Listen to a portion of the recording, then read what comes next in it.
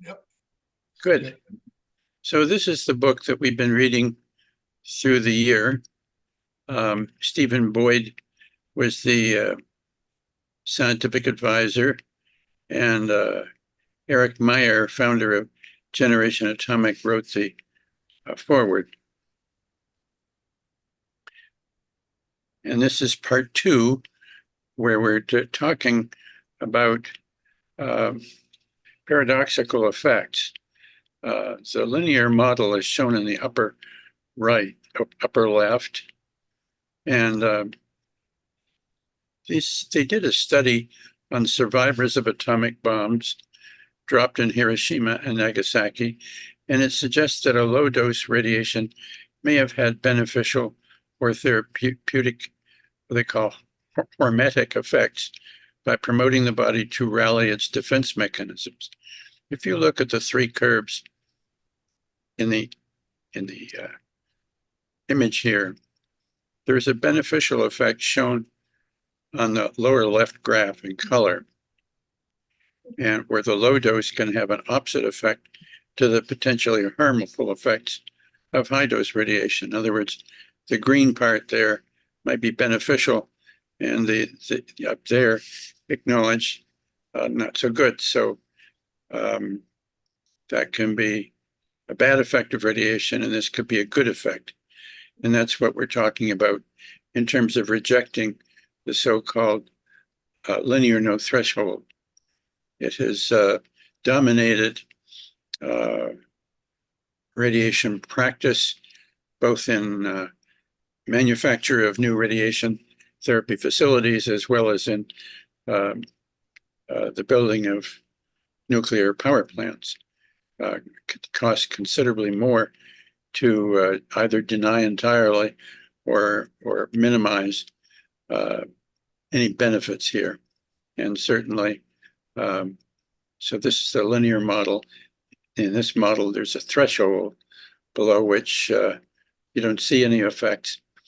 And then there's this J curve here, where low doses can have an opposite effect to the harmful effects of radiation. If I could make just a comment, this is Lou. Yeah, DOE. I worked for 26 years in Department of Energy at Argonne, and boy, this is still. It was really a hard dogma, a very hard dogma. The linear no threshold model, that first curve up on the upper left, Yeah, and it was still, and I don't know where it is now, but it was dogma, and then it translated into Alara, which you're probably going to talk about, which I won't say anything more. All right, that's my comment. Thank you. I had a visitor here from the Netherlands last Friday, and we talked about this at some length. His feeling is not in denial of this hormesis effect. He just feels that it's not worth the time and trouble to change things, that they're so locked in, that the Alara principle is as low as reasonably achievable, should be just left alone. And that's his feeling. I respect him because he teaches radiobiology to residents around the world, as well as our residents here in training at the University of Wisconsin. And he feels that we should just leave things the way they are. But those of us who are more concerned about the costs of both electricity in future and new radiation facilities for treating cancer in future, I think we feel that it's worth following through. So let me see if I can advance this again. Can I say something at this point? Yes, please do. I was responding to your discussion with your friend, who I assume had some background in nuclear medicine or something of that sort that you were speaking to him about. But even if we keep the as low as reasonably possible, shouldn't we move the curve from what Mike Conley was saying, that they're actually requiring the cleanup and restoration and management of nuclear plants to be below natural background levels? I mean, even if we brought it up a little bit above natural background levels and didn't question the hormesis effect, it would seem like that would be reasonable. I completely agree with you, Dottie. Thank you for making the point. Could I also say that it's the character of the radiation that gives rise to the different regulations involving it. Very good point. Very good. It's iodine 131 was a really bad radiation that was released in nuclear testing. And that has no threshold. Nuclear testing in what way? You mean bombs or reactors? Bombs. Okay, that's a different subject than what we're discussing. I believe we're talking about reactors and nuclear power safety as distinct from bomb tests. As an example, Hanford, which is where they developed the bomb, is a mess. But people try to bring up Hanford as like, oh, nuclear is terrible. Nuclear weapons are terrible. No, I'm arguing that the regulations relate to the character of radiation released by the testing program. Which testing program? You're talking about nuclear weapons? Absolutely. Okay. Who's speaking now? Is that you, Mike? On the I finally found the Zoom link. Okay, Hi. good. Sorry. Okay. So- I still don't get the thrust of the remarks that the gentleman made. Oh, I think he was talking about the different qualities of radiation, whether you're dealing with high LET or low LET, that sort of thing. Right. The Sievert scale makes weights alpha particles differently. And I think it was Jack Devaney that suggested what we got to look at is, in the case of an accident or a meltdown or whatever, is pay people according to the amount of sieverts they received. So like, oh, great, you got 9 millisieverts, here's your 5 cents, or you got 20 millisieverts, here's your $1.50. Oh my, yeah, that's a bit rough, but basically they need protecting. But well, I was being sarcastic about the amount of money, but the point being is that what you need to adjudicate in an accident or a meltdown is what kind of harmful ionizing radiation was received, and to pay out the insurance accordingly. Right. That's true. Well, I'm going to jump right to this curve because I think it's really quite remarkable. It's challenging at first to comprehend, but it's has a lot of information in their paper from 2015. Cutler and Welch is an old friend of mine who used to work with me here in Madison. Jim Welch, show that when the full data set in leukemia rates in Japan is reviewed, there is a clear threshold. And so this LNT model would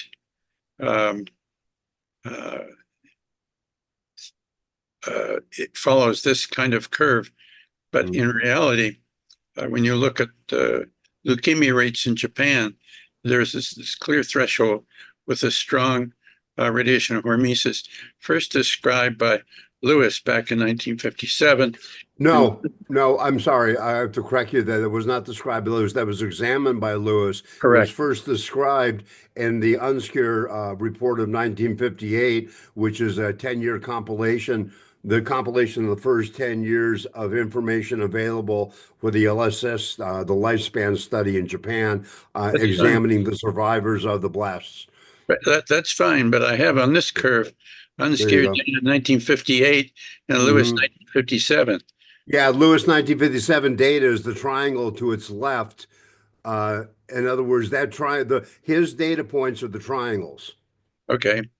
That candlestick at the bottom there is Unsker of the bottom curve there. I think I should move that Lewis 1957 data with the triangle to the left to get, because I can see how someone might think it has to do with the candlestick, but it's actually his triangles.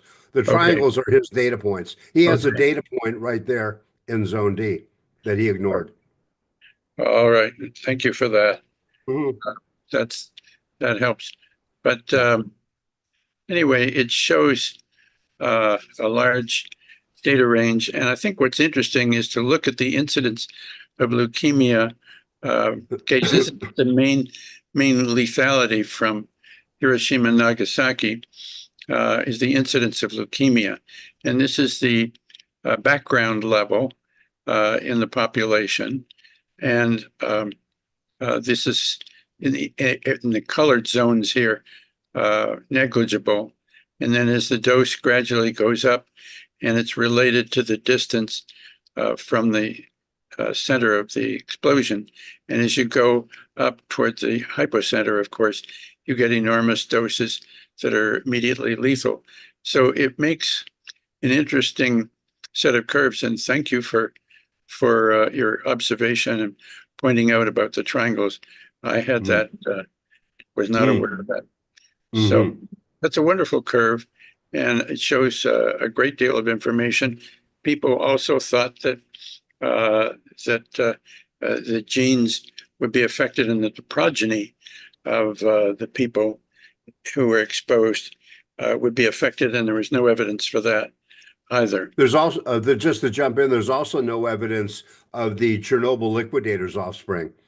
Correct. Thank you for that. Yes. Yeah, I'm glad you mentioned that. So this is really an important graph.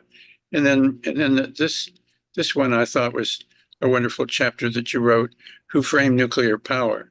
And he lets us decide, but you imply that the National Academy of Sciences and the nuclear industry are high on the guilty list. I think that's well stated, and the difference between 1956 and 2006 is really quite amazing. There's no minimum amount of radiation dose which must be exceeded before any harmful mutation occurs. That's a pretty flat statement back in 56. And in 50 years, they toned down the rhetoric by saying the smallest dose, that is of ionizing radiation, has the potential to cause a small increase in risk to humans.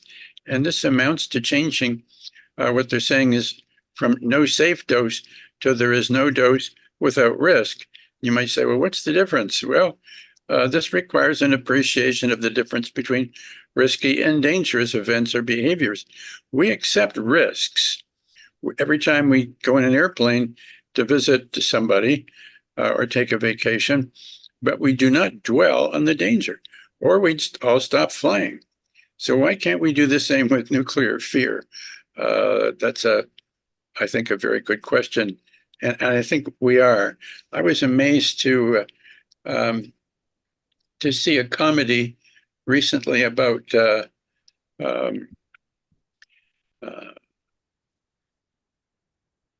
young, I'm forgetting the name of the guy.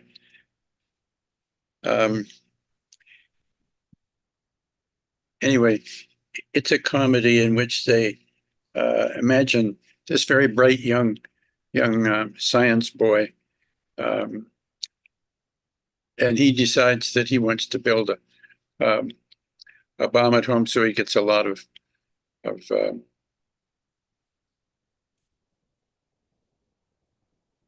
isotope from smoke detectors. But the whole discussion around it is relating to the safety and what we call risky versus dangerous.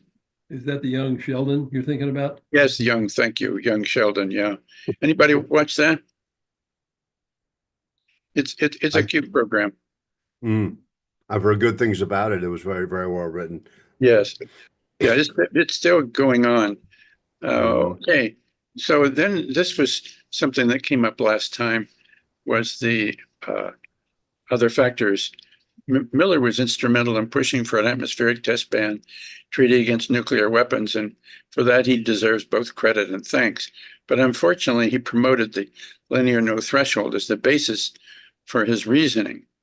And because of this scare, we're 2 decades into the 21st century, and now we're close to meeting our clean energy goals. It just seems to be we're starting to get serious about it lately with our younger people. Given this situation, let's evaluate where we are with LNT and our biggest variable, radon. And I think that it's not fair to ban radiation with radon. Radon is a problem that, of course, is accentuated by people who are smokers, and we've got data with smokers, we think, and data without smokers. But it's up to the responsibility of a person in Madison. I mean, I never bothered with it in New York when I lived in actually not very far south of 3 Mile Island, but here in the Midwest with all this glacial till, it varies quite a bit on the amount of radon in your basement, and that's up to the individual to measure it and deal with it, either by venting the basement better or in some way protecting the inhabitants of the home from radon. Well, it all depends on the dose, and that's the big lie. The big lie is that there's no safe dose. Right. Exactly. That is the big lie in anti-nuclear circles. Very good pointing out. Yeah. And the other thing is the artificial sources are listed so nicely in this graph, showing that in general, going to get x-rays periodically, especially CAT scans, can give us, as an artificial source, about 0.6 millisieverts. Nuclear medicine is a little different. Here we're injecting liquid isotopes, and they have been a little more less restrictive in the field of nuclear medicine ever since it evolved in the late 40s. Weapons fallout, that relates, of course, to what we've been talking about, the Chernobyl accident, less, and nuclear power plants, less still. So these artificial sources are important to compare with the natural sources from food, cosmic radiation, soil as well. So I think that's a very helpful graph. Can I make one comment before you? Sure. Yeah. Thank you. My third house that I owned in Joliet, Illinois, had a problem in the basement. So before I sold it, I had to vent it. And so there is a level that they look at it. It's not it's not a no safe level. I mean, in every level you go up from the basement to the first floor, it decreases tenfold usually. And even in my subdivision here, I don't have a basement in my townhome, but there are units that do, and they have to vent them. But it's an important thing to check. But there are levels. I don't know if the realtors developed some level or who did, or if the states did or what. I don't know, but it's not zero. Yeah, we had a playroom in the basement, and I sure wanted to check our radon levels before I let my kids play in the playroom. So it's very important, as you say, depending on your house and how it's designed. One other quick comment. Jack Devaney gets into double-stranded breaks, with radiation where you get into radon and things above that. And he sort of picks out this level of 20 millisieverts per day as a level for double-stranded breaks. So once you hit that, you're going to have some real problems going above that. Yeah. 20 millisieverts per day. Yeah. That's wow. I Yeah. think that's adventurous. Considering that the existing thought train on this is there's no safe dose. Trying to introduce something that's that much of a change, I think, is a quixotic endeavor. And like as I pointed out in my book, I'd be happy if they raised it to 100 millisievers a year. Yeah. That would change an enormous amount. I mean, look at Yeah. the decommissioning of nuclear power plants.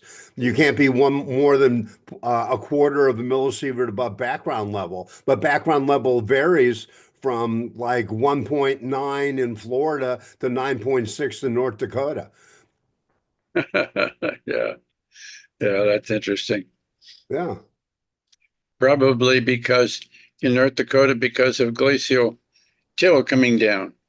Something like that. I don't know what it is, but anyway, I have a thing. I have a link. I think in the book, and certainly in the L&T report, my next book, where it has a table from the government of the background doses per state, and then the NRC has this draconian across the board rule that literally makes no sense. There's no rationality behind it other than nuclear fear. Yes. Yes, that's interesting. Yeah. Well, It's the same with Japan. Same with Japan, the soil removal. Their background is 2 millisieverts. The background in Denver is 7. They're trying to bring it down to 3 millisieverts in Japan, less than half of what it already is in Denver. There's no right. rationality. It's fear. It's not rationality. That's right. So true. Thank you for that point of view. But we see here some of the things that we discussed a bit earlier. They actually decided to go from fruit flies to lab mice at the Massachusetts Institute of Technology. And they irradiated the mice for 35 days at a dose 400 times that of background. And they concluded that living cell repairs its own DNA 10,000 times per day. And after 35 days of continuous radiation, the number of daily repairs in each cell increased by 12 per day. That's 12 events or 0.12% per day. The current 1 millisievert per year threshold could probably be raised, as was done in the field of nuclear medicine. And that is your point, Mike, and I think a very reasonable one. You can see here that living near a nuclear power plant is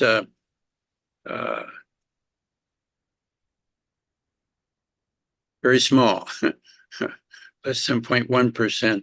It's about the equivalent of eating a couple of bananas a year. Yeah, right. I think we have that slide coming up. Medical, when we go in for periodic chest x-rays, that adds a bit more, of course, quite a bit more.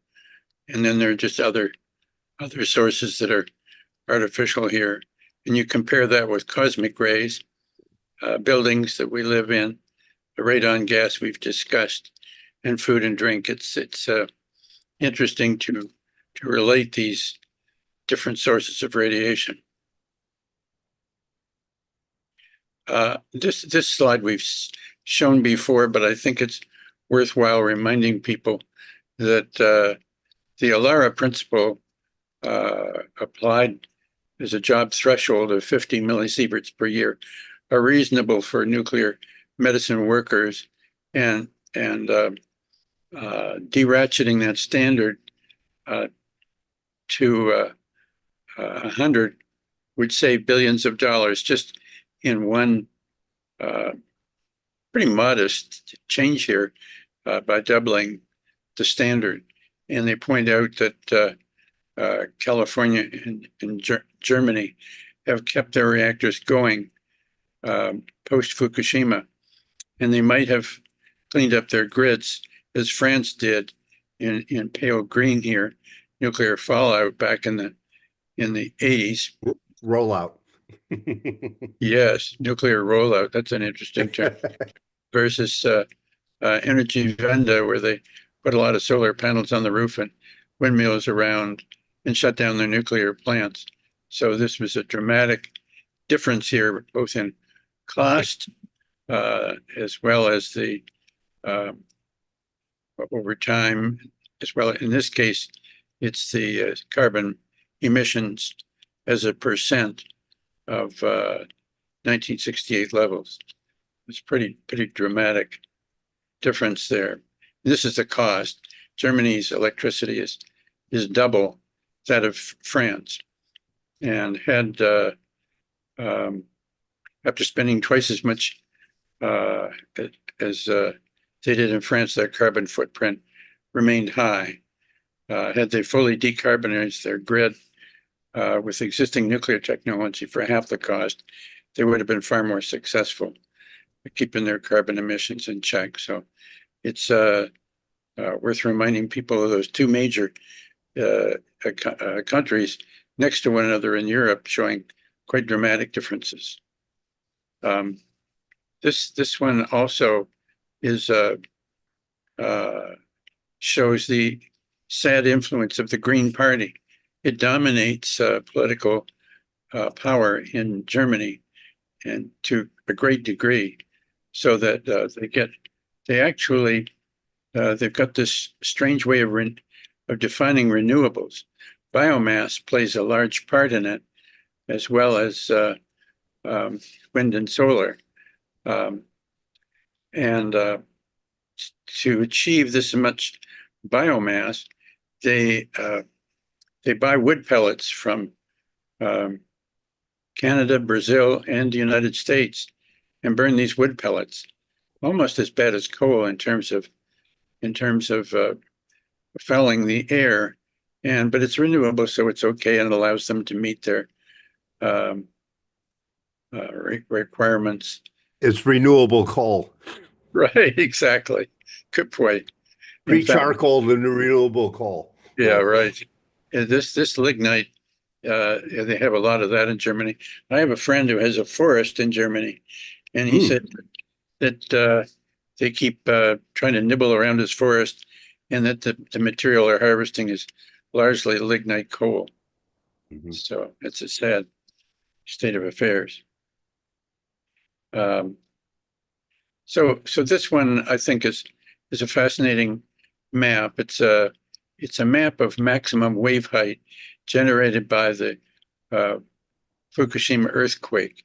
It was used 5 years after the accident and mislabeled to represent the amount of spread of radioactive material, even though it was really written for wave height generated by the earthquake. It has nothing to do with radiation. This scare was so effective that some health conscious people on the West Coast, like Cousteau's son, whom I spent some time with not too long ago, are still concerned about traces of cesium or tritium in local California seawater. And that's a sad paranoia that still exists. This is a wonderful slide that you provided, the sources of radiation. I like it because although natural oceanic levels of uranium and potassium-40 may not be to scale, it shows fascinating ideas of global nuclear weapons testing, which prompted us to accept some of these constraints back when people were concerned about the amount of testing. But when you compare it with Chernobyl, it's very little, and most, of course, of what happened in Chernobyl is in the air, not so much in the ocean. Fukushima, because there was closer exposure to the tsunami, it's a little deeper in the water, but in the same ballpark. And 3 Mile Island, minuscule. Excuse me. Hmm. And so I think it's quite a dramatic image. We need to note that the petabecquerels, becquerel, by the way, is a tiny unit of radiation equivalent to 1 decay per second. It's tiny. And there are, in 1 cubic mile of meter of South California seawater has 12,000 becquerels, and that's raised to 12,004 as a result, perhaps, of radiation. But the beta becquerel used in this figure is equivalent to 10 to the 15th, or 1,000 trillion becquerels. So fascinating way of approaching radiation measurement.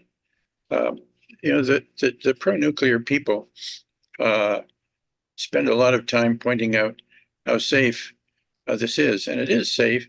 There's no evidence of anybody being harmed by this, but we have to remember that we're spending quite a bit of money just keeping these things safe. I've forgotten the amount, but it's significant, and partly because of public fear, but partly because we do want to keep these things safe. And sooner or later, particularly when we're dealing with certain products such as plutonium, that are very difficult to separate, we do need to plan to bury this. And it's nice that Finland has a deep geologic repository, or DGR, and these casks are packed with bentonite clay, which expands when wet and seals off this tunnel here. So I think it's something we should keep in mind seriously, because we can't always be talking about maintaining at a huge cost those nice storage facilities that we see next to each nuclear reactor. This is some interesting data. They say that even if the burial cask leaked in this hypothetical repository after 60,000 years, the radioactivity of the exposed fuel would be less than the average dose rates encountered in nature. So if you have this dashed line here as the natural background average and the acceptance criterion, you see that even iodine-129 does not exceed that background. Similarly for cesium and so on. Carbon-14 much lower. So this is somewhat reassuring, and has been modeled extensively in Manitoba, where they've been studying this for quite some time. Coming to the eating a banana, if you use the idea of a BED, or banana equivalent dose, obviously, if you ate 100 million bananas, you'd be dead from many different things, including radiation. But this, if you have a targeted area of the body, that could be done safely with 20 million. But if given in a single session, that would be tough to do. But if you spread it out, which we do, of course, then it's not done in a single session. That's very, very rarely that we can do that for certain skin cancers that are very superficial. But even there, we tend to fractionate. Where with computerized tomography, you're way below 100 million. You're down to 70,000 now in terms of banana equivalents with a single mammogram, which we're more accustomed to. Also, 20,000 is about equivalent there. A chest X-ray, 200 to 1,000. Then we talked about a year's residence in a stone. That's pretty broad there. This is an interesting one. A typical transatlantic flight would be 400, like eating 400 bananas. average daily background dose, 100 bananas, a dental x-ray 50, and so on. 1 year's residence near a nuclear plant, anywhere between 1 and 100. And then drinking a liter of tritiated Fukushima water well down in that region. So it's quite a helpful table to use. Can I just say one thing about that slide? Sure. Yeah. The units, I get kind of into units a bit. Yeah, microsieverts and millirem. When you put them in the powers of 10, they should be 100-fold difference between a rem and a sievert, correct? Is that correct? 100-fold difference? I had Tim check these numbers, but that's why the microsievert versus 0.1 microsievert is 0.01 millirem. We can look that up. If it's an error, we'll certainly fix it in the graph. Yeah. I'm not sure. Maybe Richard would know off the top of his head. I don't know. No, I don't. Not at the top of my head. That's more Okay, graduation physics. Yeah. I'll write that down to check it out. So when we ever get around to doing a second edition, if there's some correction, we'll get it done. I see Dorothy had her hand up first, then I have mine up. Yeah, Richard, I wanted to say if we could go back to the graph where you were showing the decay of the various nuclides. Yeah. I believe in the book that even with the various decay,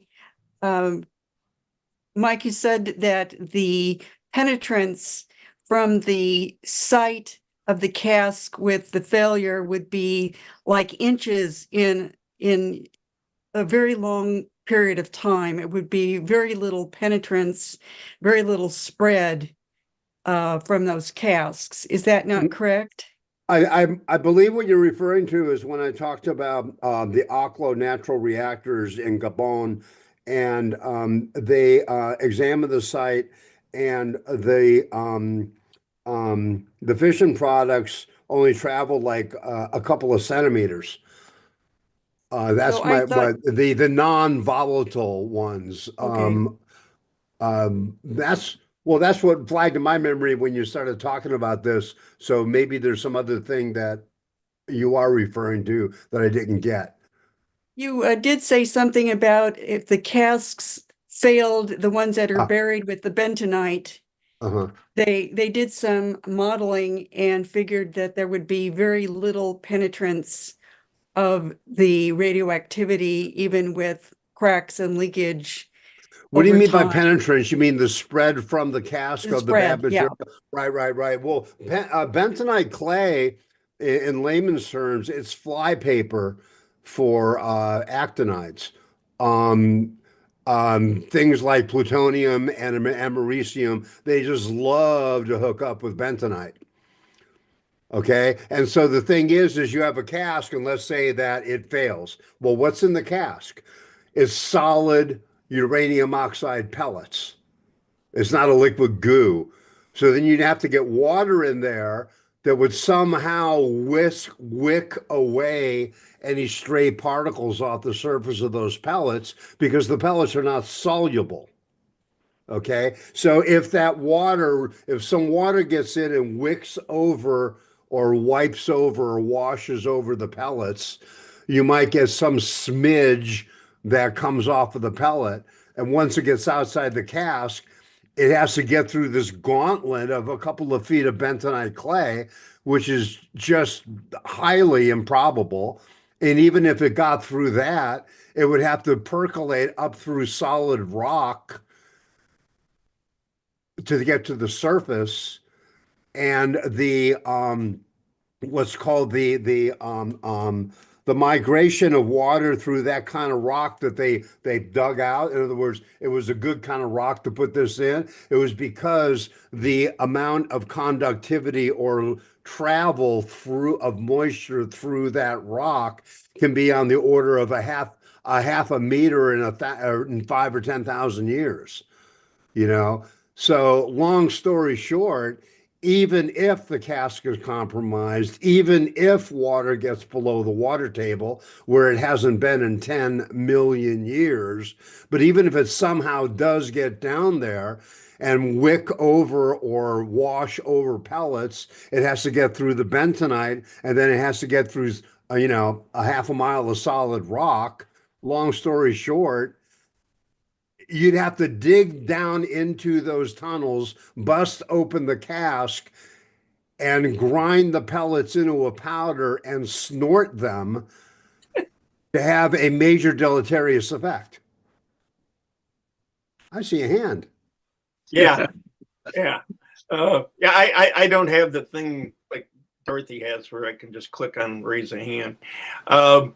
Back to the bananas chart there. Okay. 400 bananas for the typical transatlantic flight. Being a pilot, it made me think of airline pilots who are exposed on these flights repeatedly. Has there ever been any research done on that? As far as I know a fair number of airline pilots, and they're all healthy as can be. My recollection is from what I've read is that there is a higher incidence of cancer in airline pilots, a slight degree, because they are exposed to a lot more radiation than the average human being, and it's not surprising at all. I'm sure the statistics are findable, but in general, yes, they do get more cancers. It might be skin cancers, because of the sun. But yeah, that is findable. And yeah, I imagine that flight attendants would have the similar situation, just the millions of miles they fly, There is radiation estimates of absorption per flight or per 1,000 miles. To give you an example, I have in the book where if you fly from LA to Tokyo and back again, you get 140 times more radiation than when you're in Tokyo if you go up to Fukushima and drink a half shot of that water. I need to tell that to a fellow I know who's all anti-nuclear and pro solar panels, and he has really traveled the world extensively. He's even been to Fukushima, and he tries to use that as an example. And I would love to tell him that your flight to Fukushima is far more harmful than being in Fukushima. Yeah, well, we have it in the book, and maybe you want to take a look at it again. I think it's in a supplement. I have to get a copy of the book. I haven't. Oh, yeah. So there's a supplement. There's a supplement that goes into this, and very specifically, that water stored in those tanks, the water has not been diluted. It's been filtered of every other radioactive particle except tritium, because that's an integral part of the water molecule. Okay.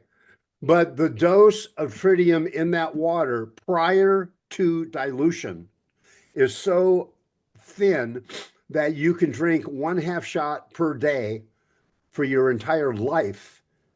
And all that would do is match the internal radiation you are already getting on a daily basis from your dietary potassium.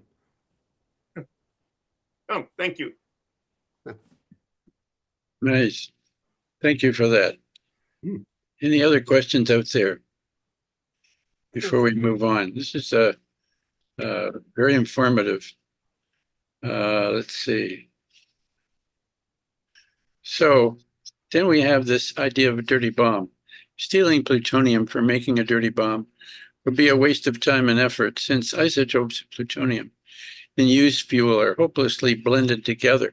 We're not talking about a 5-fold difference as we get, not 5-fold, for 5 atomic weights between U-238 and 235. There's three different. These are all very, very close in atomic weight, and in order to separate them, it would be you'd need a regular bomb factory with that would be easily detectable by any spy satellite. So the idea of a dirty bomb scare is highly exaggerated, and falls apart upon closer inspection. Yes, Richard. One of the features is the altitude of the explosion as to what the dirty bombs are ordinary bombs at surface or below surface. Yep. And clean bombs are up in the air. Right. Well, there's two differences. A dirty bomb is actually taking something like uranium pellets or used fuel, which is a lot more radioactive, and grinding it up into a powder, which can be done because grinding up a used fuel pellet is like grinding up a piece of charcoal. It can be done, turning it into a powder and then dispersing it. And the thing is as you disperse it, it is more diffuse, similar to like mustard gas. Like a typical battlefield round of mustard gas is like 30,000 pound bomb because it disperses so much that a battlefield round has to be like the size of a container because the dispersal lowers the effectiveness. The solution to pollution is dilution. So a dirty bomb is not, as the CDC points out, a dirty bomb is no more destructive than a regular bomb. It just scares the hell out of people. Yeah. Very good point. It operates on nuclear fear. That's right. Yeah. Does a Yeah, dirty lots of bomb- that. The question, does a dirty bomb actually use fission to explode or fusion? No. A dirty bomb is using conventional explosives to scatter radioactive material. Yeah. And if you want to make a dirty bomb, go down to Home Depot and buy 10,000 smoke alarms and take out the americium, and you'll have a hell of a dirty bomb. And you'll probably screw up something about the size of my apartment building, if you can scatter it that far. The problem with making a dirty bomb is all these actinides that are in used fuel, the static charge on them is enormous. And so you get it all over yourself, and you'll probably kill yourself before you kill anybody else.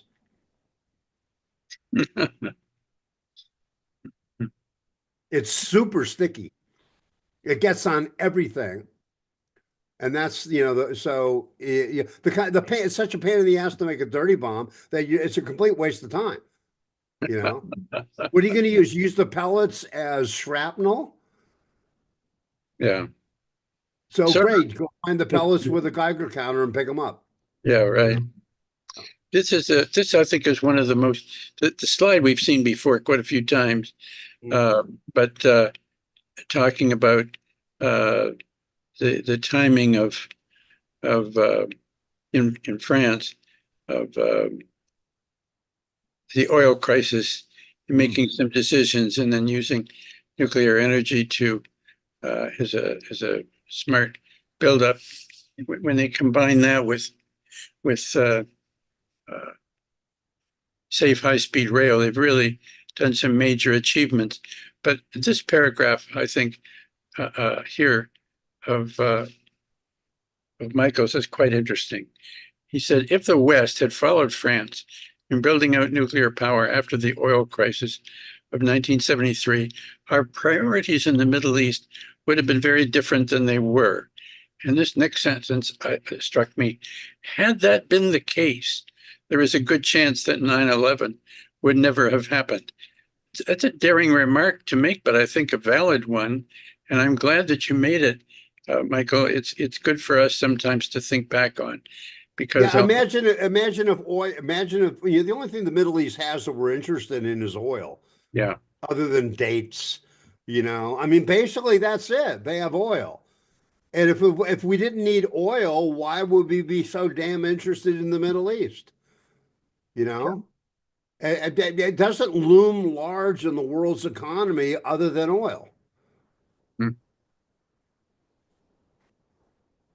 Very good point.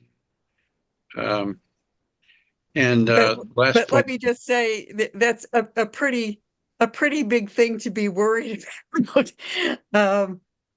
the chances of us being non-dependent on some form of oil for some purposes are virtually nil. I don't think we'll ever be completely rid of fossil fuels for some purposes, even if we have nuclear power and Sure. Oh, other I forms agree. of power. I agree, Yep. but we have so much oil in the US that if we had a nuclear grid, we could easily take care of all our oil needs domestically. And again, it renders the Middle East um, um, economically irrelevant to our domestic needs.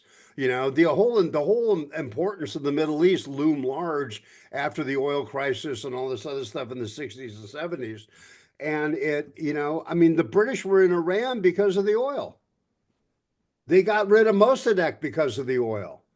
They put in the Shah because of the oil. You know, we were in Saudi Arabia at staging a base because of the oil, and Osama bin Laden get pissed off because we were on sacred Muslim soil because of the oil, et cetera, et cetera, et cetera, et cetera. If all they had was dates, we wouldn't go to war over dates. You're talking about the eatable dates.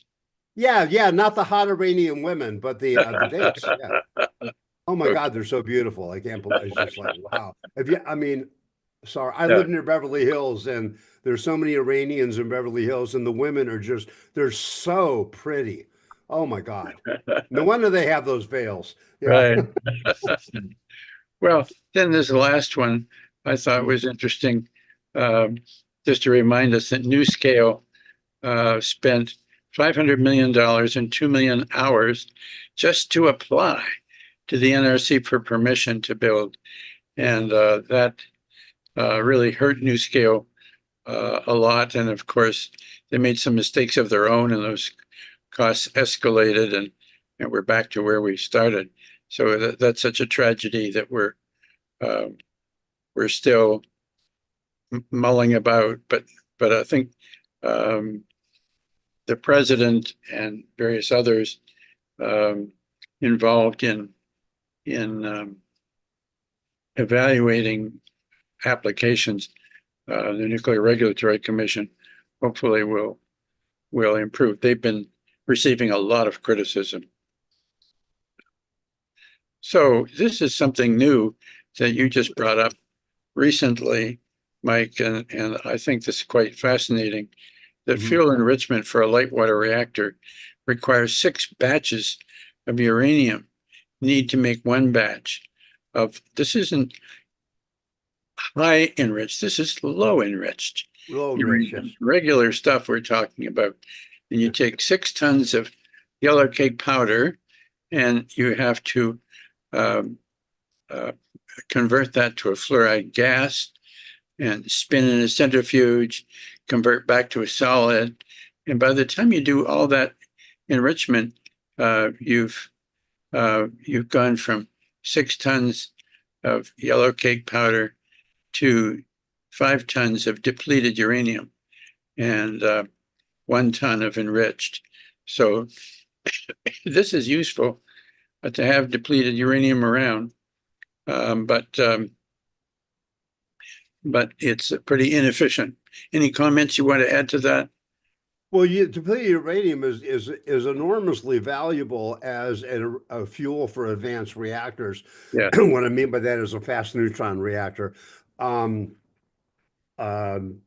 because you need to bombard 238 with neutrons to turn it into plutonium-239, which fissions best in the fast spectrum. What does that mean? That means that the neutron's flying fast. It's not moderated, or its speed is not slowed by water.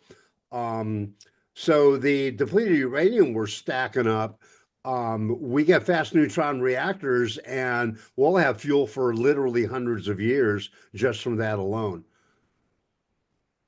Good point. It's also very easy to work with. You can carry it around in your pocket.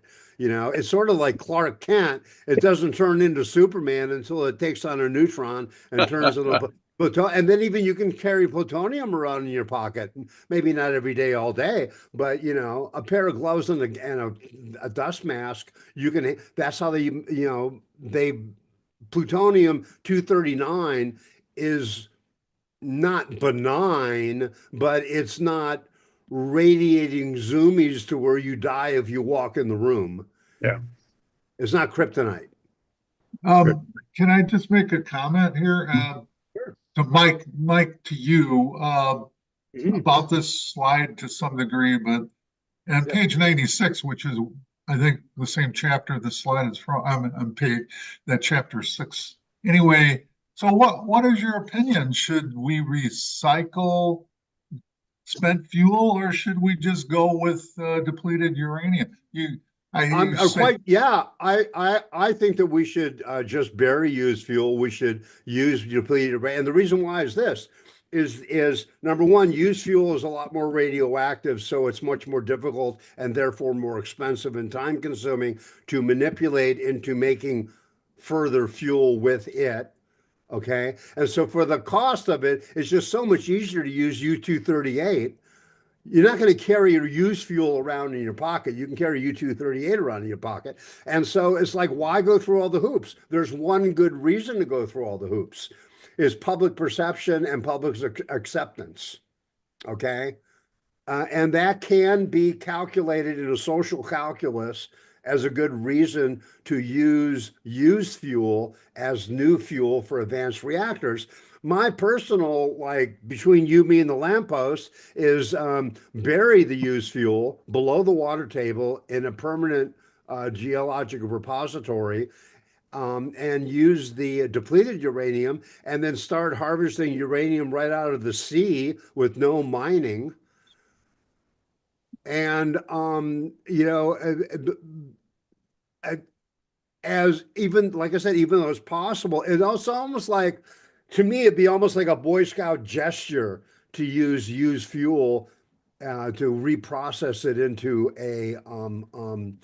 fresh fuel. There's another slide I have that goes into that, but I think it's more of a PR gesture myself, which again can be an entirely valid thing, entirely valid. You know, but just money and time, it's way more complicated than depleted uranium, and you get the same bang for your buck. The other thing that's in the background here is that it highlights the relevance of molten salt reactors. They have extremely safe operation.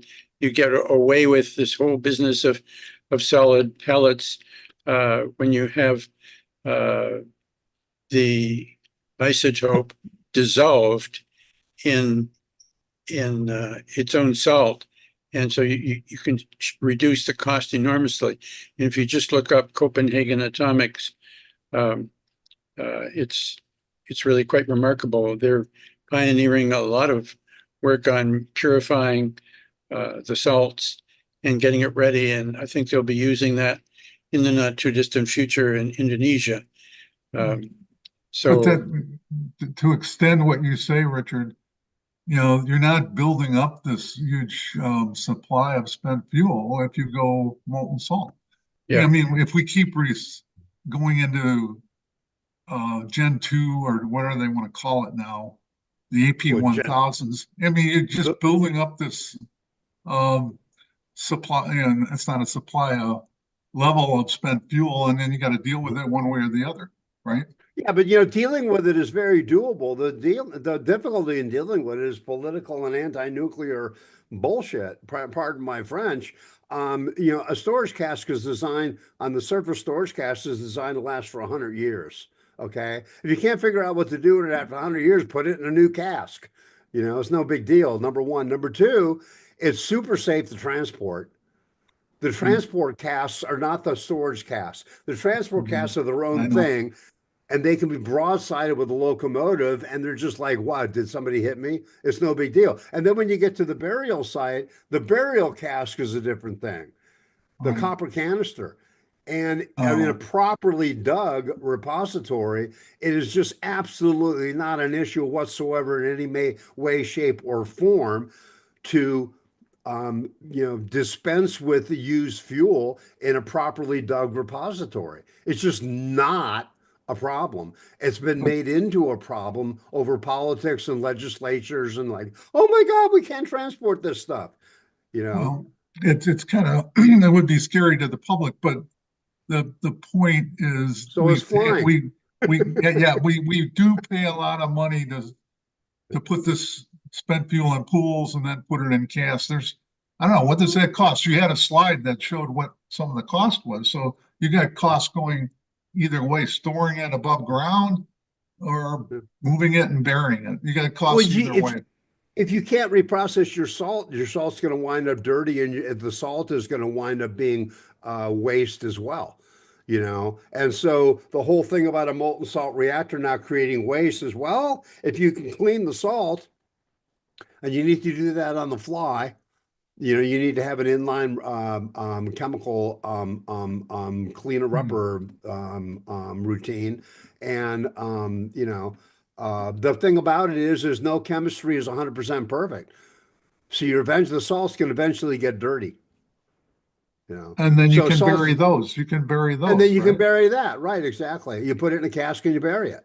The key thing is you need a properly dug repository in a properly dug and proper rock, like Oncalo has done, not like Yucca, but like Oncalo. And once that happens, is like it is not a future problem. And they're like, oh, well, let's design these signs so future cavemen will be afraid. Why have a sign at all? Yeah. What is Oncala? I missed that one. Oh, Oncalo, Onkalo, is a repository built in Finland. Okay. At a place called Oncalo, cleverly enough. And they dug it into the proper kind of rock, and the caverns are below the water table, where geologists have said that water hasn't been for 10 million years. Yeah. Yeah, that's we had a slide of that a while back. Yeah, good. Thank you for reminding me of that title. Yeah. I think we've covered that pretty well. Let's see if we have any more comments here. I think that's probably our last slide. No, not quite. We're not quite there yet. We've got this worldwide. Now we're thinking globally, not just California, but when the Energy Information Administration projects that in another 30 years or so, 25, the world will need up to 80% more electricity than people are using now. Sadly, that shortfall will have to come mostly from methane, which you see here as the green in the bottom, natural gas. Yeah, the green on the bottom. That's the methane there, yeah. And this is a coal, still in use. Nuclear is still in use. So all these renewables are going to basically save us. It's a bit of a dream. Yeah, we're just not going to come up with renewables like this. So this was compiled from a Stanford University meta-study of 47 recent papers and picked up by renewable energy advocates. Bit of a dream. Then we come. That was the important thing. The remarkable thing about that graph is that is what renewable energy advocates predict for the future based on what they feel they can build. Yes. So that's their graph, not ours. Indeed. And that is a pipe dream. Yeah. Yeah. Well, what it is, it points to the ineffectiveness of their plan. It's very similar to Germany with their energy wind. After $600 billion, twice of what it would have cost to nuclearize their grid, they dropped their carbon by like 4 or 5%. Yeah. Whoa. Good job, dudes. Right. This, this is really a pipe dream. Yeah. Could I ask a question about this, about this graph? Sure. Are they I'm noticing that there's this increase projected for renewables without a concomitantly large increase in the natural gas and coal. Uh-huh. Would Uh-huh. that even be possible? Well, their theory is that if you build enough renewables, it'll start backing itself up. When it isn't windy in one place, it's sunny in another place, blah, blah, blah. And we have batteries, which aren't on here. And so, in theory, that is the dream of the industry. Mark Jacobson's program is an excellent example. He's looking for a 100% renewables grid. And when it's all built, he theorizes it will support itself. But we don't have the batteries right now, and I don't know that anyone has projected when there will be sufficient battery capacity to do any of this. We go into that in detail in our new book, Roadmap to Nowhere, which we're working on now. Oh, and we okay. go into how many batteries he says he needs, how much storage that would provide him, et cetera, and just a thumbnail sketch with a 100% renewables grid in the United States of America. He thinks he only is going to need a half day of battery storage. That's ridiculous. I know, and he doesn't come out and say that. You have to dig into his numbers and piece it together. Yeah, and the other thing I think they build on is you can move this energy across country through high voltage DC lines. Right. Well, that's called the copper plate model, and a copper plate model meaning you have a big copper plate on your desk, and you plug in one thing here, and you plug in anything anywhere in the copper plate, and the electricity will go from A to B through the copper plate. And what it is the way he describes it is they assume perfect transmission. And on one hand, you can understand that you have to use that assumption to develop the amount of wind and solar you need, but you also have to account for wiring it all together. And what is not in his plan are all the spur lines. And the spur line is the line that connects the farm to the transmission corridor. And he has 50,000 wind and solar farms in his plan. And he does not account for any money for the spur line of connecting the wind and solar farm to the transmission corridor. This brings up a question that I had, and I know somewhere in the book it mentioned that one of the disadvantages for particularly solar was the increased amount of transmission lines that would be needed compared to nuclear. Now, why I don't understand why one type of power needs, if we have more nuclear power plants, aren't we still going to need more power lines? Au contraire, madame, and I will explain. Okay. We started thinking about this, and when we figured out that we could replace Jacobson's national grid with about 1,500 large reactors, 1 gigawatt reactors, okay? 80% of the coal plants in this country are considered by the Department of Energy to be excellent candidates for coal to nuclear conversion. Okay. We have thousands of coal plants. We also have 100 nuclear plants. We could expand those nuclear plants, but what I would think the majority of a nuclear grid would be on existing coal and gas power plant sites. As I explained, that we take out bad heat, put in good heat. Okay. In a lot of cases, you can use the same turbine, and the place already has a substation and it's already wired into the grid. Okay. So you wouldn't be expanding your transmission footprint. You might be upgrading the wires within that footprint. But with a nuclear grid, you can basically have the same transmission footprint we have, and just wherever you had a coal or a gas plant, well, now it's a nuclear plant. Okay. You see what I'm talking about there? Okay, so that's what accounts for the big difference is the siting. The big difference is Jacobson has 50,000 farms that he's planning. Okay. And you cannot build all those farms adjacent to or an expansion of the existing farms that are already wired into the grid. So you have to go into green space and fresh transmission from there. But his biggest problem is he doesn't have his spur lines accounted for. And it comes Okay. over 1 million miles of spur lines. We did the Okay. math. You hit it on the head. Those nuclear lines are very short.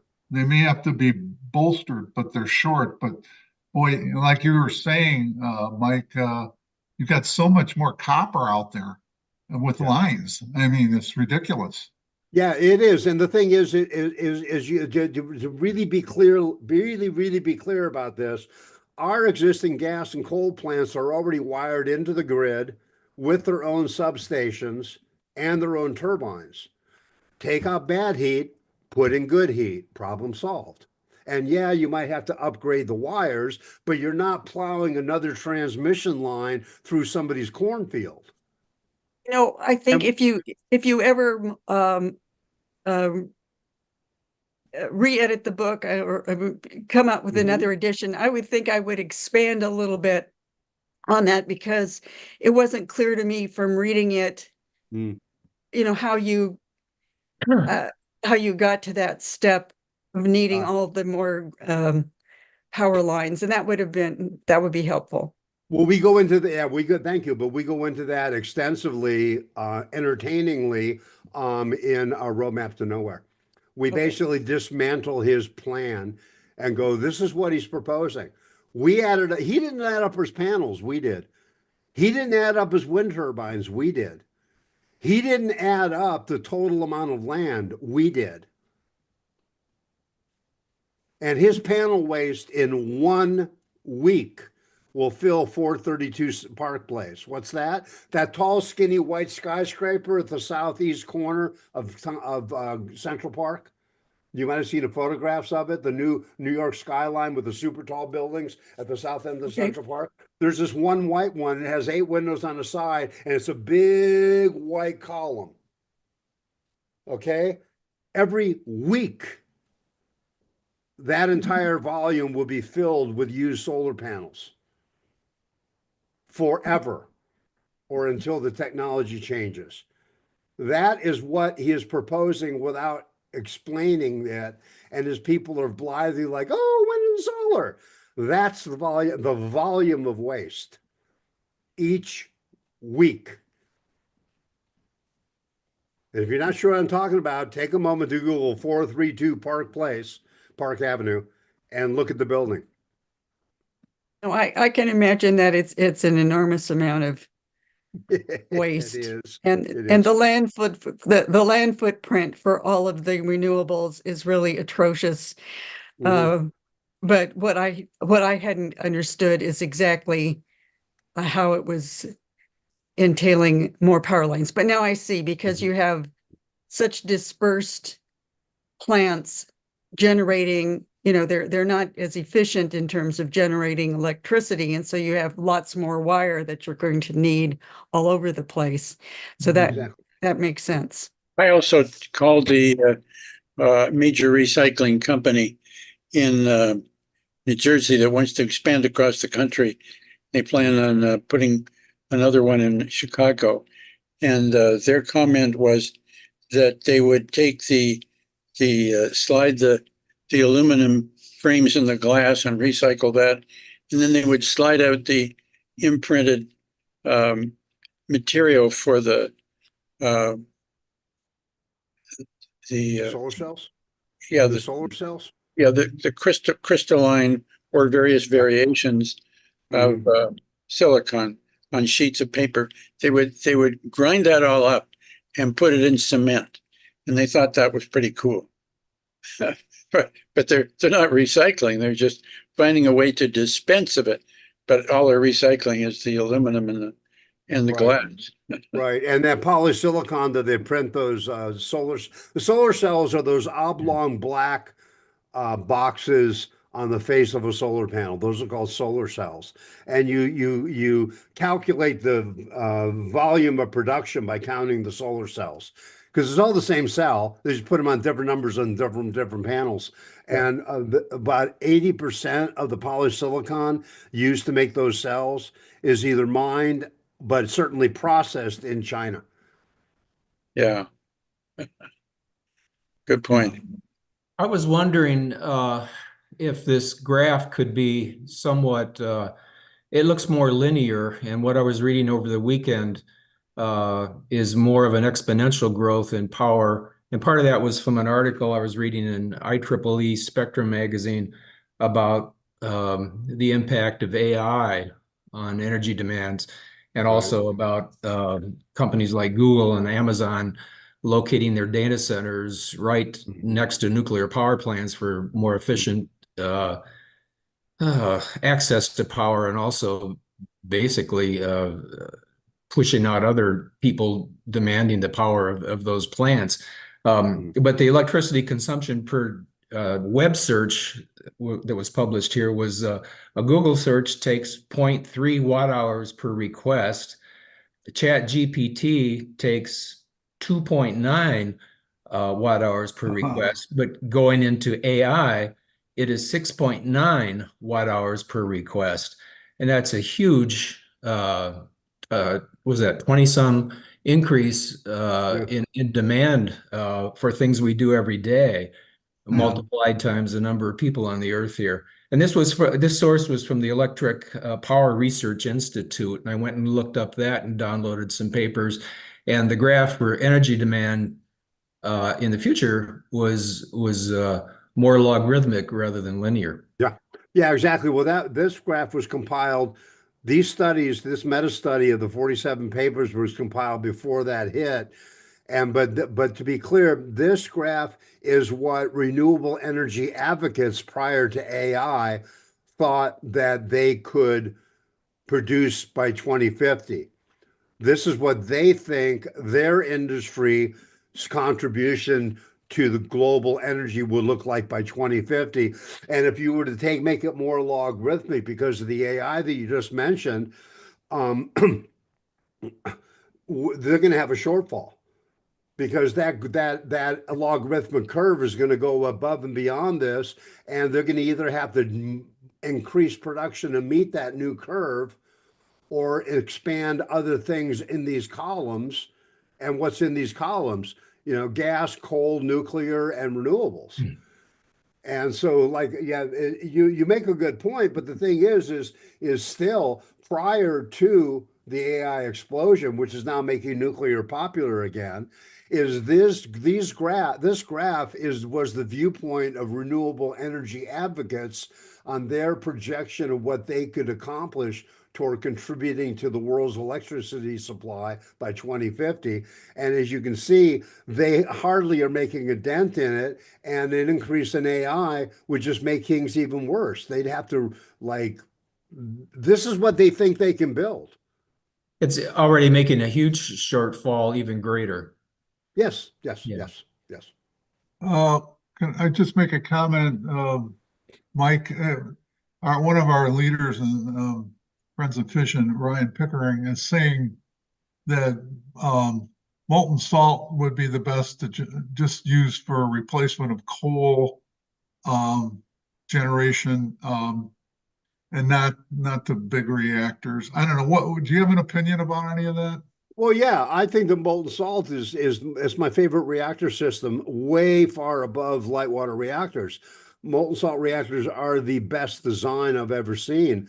The problem is getting the Nuclear Regulatory Commission to catch up with it, and they don't have molten salt chemists, and they don't have the money from Congress to expand their knowledge base by hiring enough experts to make a sensible punch list of requirements for molten salt reactors. All they know is light water. Okay.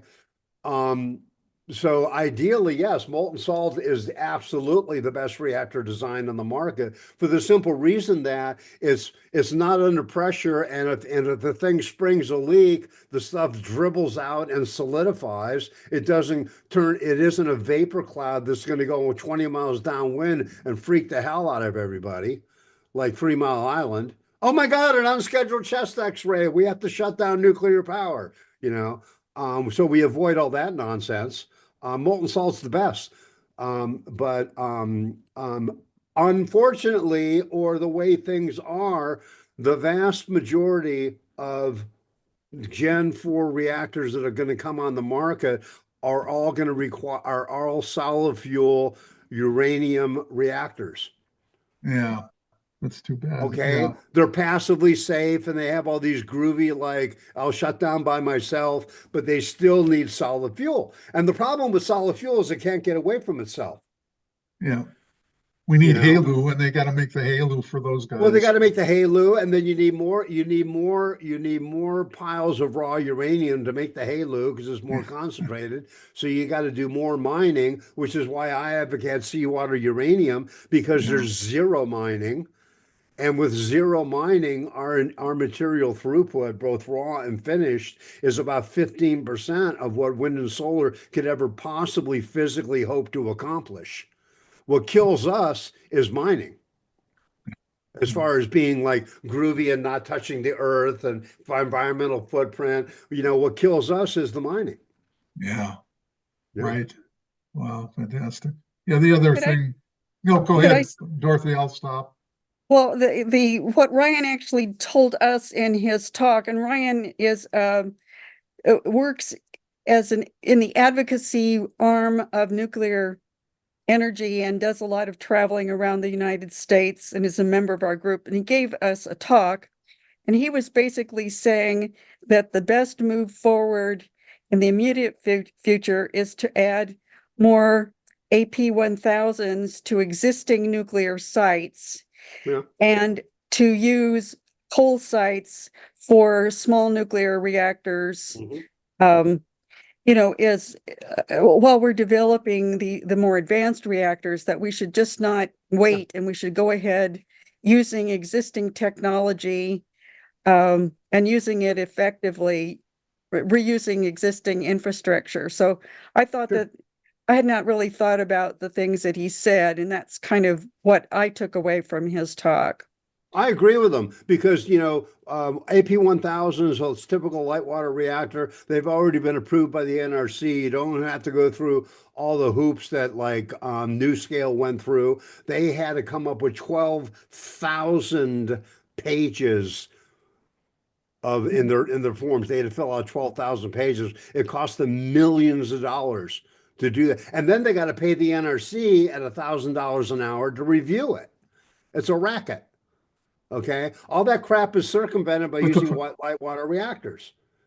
You can fuel light water reactors with seawater uranium.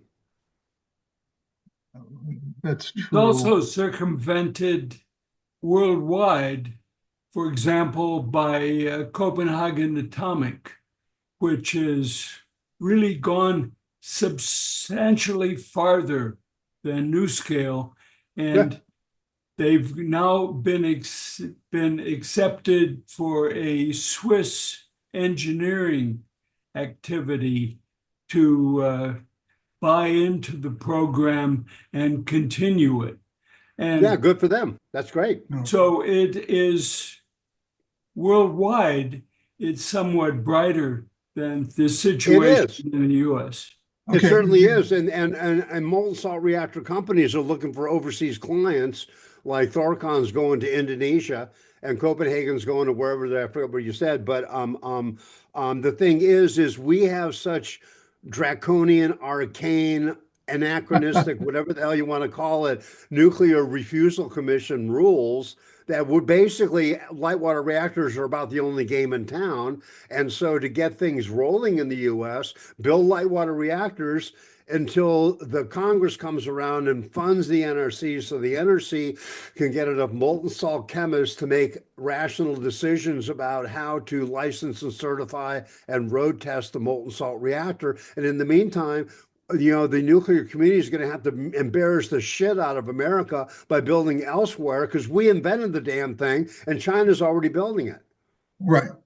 But one quick comment about the AP1000. They're expensive, and I'm still not convinced that the cost can get down over time. Well, soon enough. yeah, but Soon the enough. APR, yeah, but the You have APR state- 14 1400 is not expensive at all. And the APR 1400 built by the Koreans is not expensive at all. And my contention is we should have the Koreans build here in the US Oh, and yeah, watch yeah, every yeah. single, what? I agree with you Yeah, 100%. the thing is we need to get the Koreans to come and build a reactor in the US, and we're going to pay them extra money so we can look over every shoulder on that job site and watch every damn thing they do from start to finish until we get the hang of it. Okay. And if they won't do that, it's going to be because they'll decline to bid because of the rules of the NRC that will allow the NRC to change their requirements in the middle of your build. In other words, I'm going to say, I'm the contractor. I'm like, okay, homeowner, I'm going to build this for this. Okay, go ahead and do it. And then the homeowner is like, wait a minute, I want a gable roof. It's like, well, you didn't know, so stop the construction. I want a gable roof. And so the Koreans don't want to play that game. But if we could get them to at least bid, then that would expose to us where the nonsense is in our process. If I could move us ahead a little bit, it's an hour and a half, and we're still going on and on. I would like to go through one more or two more slides that are so well done here by you, Michael. The public has already seen the nuclear fission can generate reliable power for years on end, as our Navy, emphasized Navy, has done. But we've been snookered into thinking it's too expensive and dangerous. If the Koreans won't cooperate, surely we can get our Navy to help us out. For example, has anyone told you that during the 1990s, about 1/3 of our carbon-free electricity in this country came from hundreds of tons of reactor fuel made by downblending the material from dismantled Soviet weapons? That was before the days of Putin, and we had some decent people to negotiate with in the Soviet Union.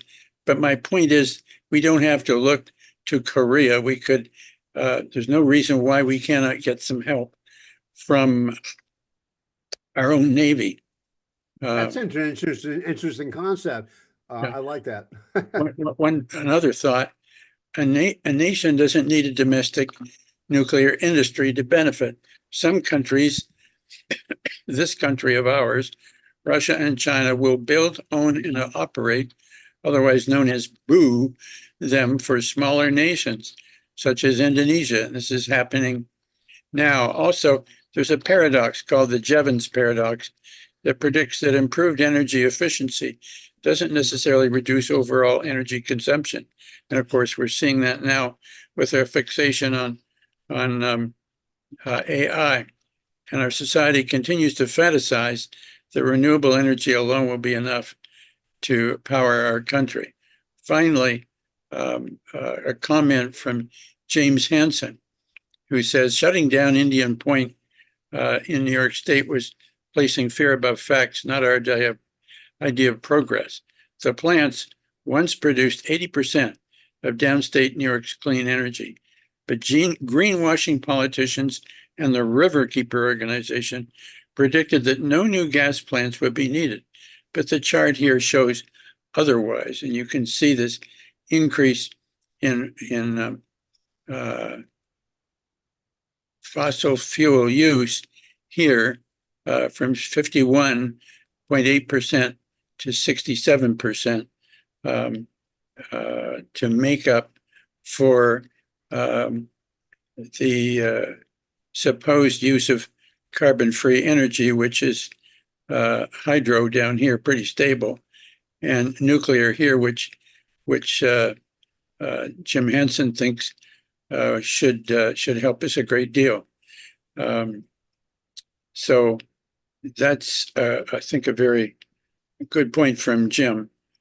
He's, if any of you haven't read his works and books, highly recommend it. One last slide here. There's a company called Vard Group, which is part of Newpro Ship. It's a consortium of the Norwegian Maritime Authority, universities, shipbuilders, and shipping companies that aims to develop Gen 4 reactors for marine vessels. The group has shortlisted 3 designs. They plan to have one picked by the end of this year. This example shows a molten salt reactor, 2 or 3 of which could power a ship for years. And you can see this, all this stuff that we put on top of these ships, and then down in the bowels here, in just this little section, midships here, you could have the turbines, the generators, the motor, and the rest of it needed to power this ship for 2 or 3 years. This would be a huge improvement over what we're doing now. So that's my last slide, and I'd like to wrap it up fairly soon, unless there's some major things we need to cover.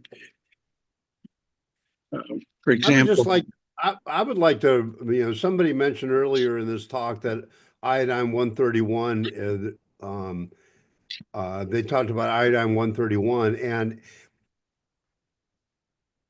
it all comes down to the dose and the rate, no matter what the source is. Zoomies are zoomies. And so iodine 131 is a problem because the body absorbs it and retains it like polonium when you smoke. Again, it comes down to the dose and the rate. But you can give that to the public in anticipation. Give iodine, I mean, regular iodine, so that it's yeah, exactly right. I mean, the reason why the kids died in Chernobyl is that stupid Soviet government didn't admit there was a problem, and because they didn't admit there was a problem, they didn't distribute iodine pills. And had they did, those kids would not have died, probably. Yeah. And then you would have 45 casualties from Chernobyl instead of 60. Yeah. Also, it's highly curable disease, thyroid cancer as well. Okay. Well, look, I really appreciated your coming, Mike, to this. I do very, very much. You've added considerably to our thought and understanding of this subject. Next week, we're going to hear Joe Talmadge, who's on our team. He's going to look critically at fusion and to see if that will limit the global mean temperature increase to below 2 degrees centigrade. So we're looking forward to Joe's talk on November the 11th. And hopefully we'll all be happy to wake up to a new world by then. And I want to thank you again, Mike. I really, really appreciate it. You're welcome. Send me a Zoom invite for that Joe Talmadge thing, because I'm one of those few fission people that really I'm interested in fusion. I think there's some possibilities. I'd like to see it. You can use the same one that you used today. Thanks. Good. Right. Yeah. Anybody can use this one. It's common to all of these centers put out by PLATO. Appreciate PLATO's support for this, and especially Stephanie, who's been really helpful in running through this whole program with us. So thank you all, and we look forward to seeing many of you next week. Yeah, great session. Fantastic. Thank you. Okay. Thank you all. Richard? Yes, Stephanie. Marty has a question. He wants to know when Mike's new book is coming out. It was in the chat. The L&T report. Yeah, the L&T report is at the publisher, and it should be out in the spring of next year. And it's a short book. It's a true crime story. It's about 100 pages long. And it'll give people a really good grounding in what the whole L&T issue is about. I like the design of it. Like a detective story. It's very well done. It is. I wrote it as a true crime story because that's what it is. Yeah. And Calabrese fancies himself as a Columbo. And actually, no, really. And no, he does. And in Columbo, you see the crime right up front, then you see Columbo trip up the bad guy. And that's what you see in this book is you see the crime right up front, then you see how the data trips up the bad guy over the years. And so he's really the scientific Columbo on this whole thing. Good. I'm glad we brought that up. Thank you, Dottie, and for asking that good question. And actually, it was Marty. Oh, Marty. Thank you, Marty. Okay. Well, all of you have been wonderful participants. We're an hour and 40 minutes into this wonderful meeting, and I hate to stop it here, but I think it's about time, and for a variety of reasons I won't go into now. But we're looking forward, and so we'll look forward to Joe Talmadge next week on November the 11th. So long, everybody, and thanks for today. Bye-bye. Thank you. Bye-bye now.